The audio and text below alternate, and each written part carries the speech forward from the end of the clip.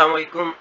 आज हम देखेंगे कि एक्सेल शीट के अंदर हम अपने टेक्स्ट को अलाइनमेंट कैसे दे सकते हैं, उसकी अलाइनमेंट कैसे सेट कर सकते हैं, उसको अगर हमने बोल्ड करना हो वो कैसे कर सकते हैं, अगर उससे हम इटैलिक स्टाइल देते हैं वो कैसे कर सकते हैं, अगर वो करेंगे तो उसका रिजल्ट आगे क्या होगा। हम अपने जो टेक्स्ट होगा, हमारे पास जो डेटा होगा, हम उसको अंडरलाइन कैसे कर सकते हैं।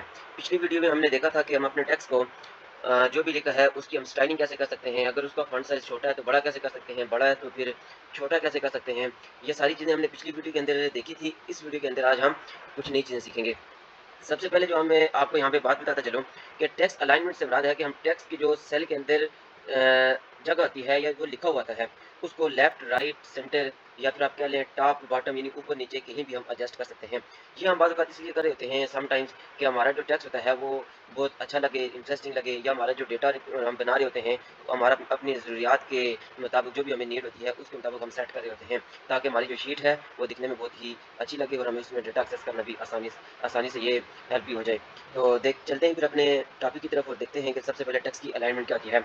आप देख रहे होंगे स्क्रीन पर ये जो मेरा माउस जहाँ पे मूव कर रहा है, यहाँ पर ये जो 1, 2, 3, 4, 5 और 6, ये जो 6 आपके पास आइकन बने हुए हैं, इससे आप अपने टेक्स्ट को डिफरेंट टाइप्स ऑफ मतलब के उसकी अलाइनमेंट सेट कर सकते हैं, उसकी जगह को चेंज कर सकते हैं।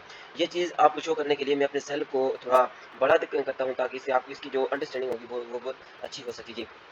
अब देखें कि लर्निंग लाइट्स मेरे पास मतलब एक सेल में कुछ भी डेटा लिखा है, आप अपने सेल में कुछ और भी ट्राई कर सकते हैं, या जो भी आपका डेटा होगा।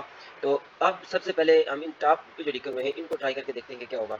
सबसे पहले ये डिफ़ॉल्ट में जो मेरे पास सिलेक्ट हुआ है, ये इससे सिलेक्ट करने से ये है कि मेरे पास जो भी डेटा है वो सबसे ऊपर है, यानी कि सेल के अंदर बिल्कुल लाइन के ऊपर-ऊपर बिल्कुल कनेक्टेड लिखा हुआ है। उसके बाद अगर मैं नेक्स्ट को ट्राई करता हूँ, देखिए मेरा टेक्स्ट सेंटर में आ गया है। उसके बाद अगर नेक्स्ट और ये देखें, इनके लिखने का स्टाइल भी ऐसा है कि हमें देखने से अंदाज़ा हो जाता है कि अगर हम इस पे क्लिक करेंगे तो किधर जाएगा। अब अगर ये नेक्स्ट जो है, इस पे मैंने क्लिक नहीं किया है, लेकिन देखने से ये लगता है कि हम इस पे क्लिक करूँगा, जो भी मेरे पास टेक्स्ट होगा वो सेल के नीचे की तरफ शिफ्ट हो जाएगा। अब आप इसका रिज़ल्ट भी देख सकते हैं। नेक्स्ट बात जो है, ये 3 जो इसलिए है कि सेल के अंदर हमने ऊपर, नीचे या सेंटर में जहाँ भी सेट करना हो, हम इसे सेट करते हैं, और मैं यहाँ पर इसे सेंटर में सिलेक्ट कर देता हूँ। अब नीचे की तरफ आते हैं, ये जो मेरे पास अलाइनमेंट वाली ये 3 आइकन है, तो अगर ये जो डिफ़ॉल्ट में पहले से सिलेक्ट हुआ है, ये मेरे पास लेफ्ट अलाइनमेंट बनती है, यानी लेफ्ट साइड पे लिखा हुआ है। अगर इसको मैं सेंटर में करना चाहूँगा, तो मेरे पास क्या होगा, ये जो लर्निंग लाइट्स है, ये बिल्कुल यानी कि सेल के सेंटर में लिखा हो जाएगा, इसके लेफ्ट पे और राइट पे इक्वल स्पेस बन जाएगी। इसको मैं यहाँ से जाके सेंटर पे सिलेक्ट करता हूँ, अब आप देख रहे हैं कि ये लेफ्ट और राइट में इक्वल स्पेस है। और फिर उसके बाद आप देख सकते हैं लास्ट जो हमारे पास मिलता है अलाइन राइट, इसको बोलते हैं। इसको सिलेक्ट करने से टेक्स्ट हमारा राइट की तरफ मूव कर चुका है। इसके अलावा मैं आपको एक और बात बताता चलूँ कि जो इसकी खास बात ये है, मैं ये तो मेरे पास एक सेल था ना, मैं मुख्तलिफ सेल लेकर देता हूँ। जैसे मेरे पास एक अहमद का नाम है, फिर मैं अली का नाम लिख देता हूँ, उसके बाद जी मैं अरमगान का नाम लिख लेता हूँ, फिर उसके बाद अब मैं आप कह सकते हैं कुछ भी नाम लिख सकता हूँ, बासित का नाम लिख सकता हूँ। अब ये जो नाम है, अब देखिए कुछ किस तरह का डेटा है, कुछ किस तरह का है। इनको एक अच्छा लुक के लिए मैं यहाँ से जाके सेंटर सेलेक्ट करता हूँ, देखिए इनकी चेंज होती है। फिर यहाँ से भी सेंटर सेलेक्ट करता हूँ, और यहाँ से जो मेरे पास डेटा का जो एक सेटअप है, जो दिखने का स्टाइल है, वो बिल्कुल एक जैसा हो जाता है। यहाँ से मैं राइट सेलेक्ट करता हूँ, तो देखिए बिल्कुल ये सेल के राइट साइड से स्टार्ट हो चुका है। अब इसके बाद जो अगली चीज़ हमने अपनी वीडियो के अंदर देखनी है, वो ये है कि अब इसके बाद जो अगली चीज़ हमने अपनी वीडियो के अंदर देखनी है, वो ये है कि टेक्स्ट को हम बोल्ड करेंगे तो क्या होगा, इटैलिक करेंगे तो क्या होगा, और फिर हम उसे अंडरलाइन करेंगे तो उससे क्या होगा। अगर हम इसे बोल्ड करते हैं, बोल्ड का मतलब होता है उसको मोटा करना, यानी आप देखने से आपको ज़्यादा कंसेप्ट क्लियर हो जाएगा। मैं ये बी जो मेरे पास लिखा हुआ है, बी से बोल्ड होता है।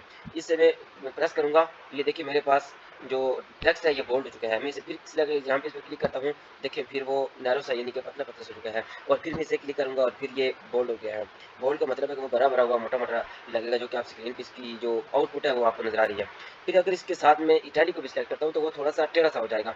यानी कि ये भी एक स्टाइल है, आप इसे यूज़ कर सकते हैं। फिर हमारे पास ये जो यू लिखा हुआ है, इसको अंडरलाइन कहते हैं।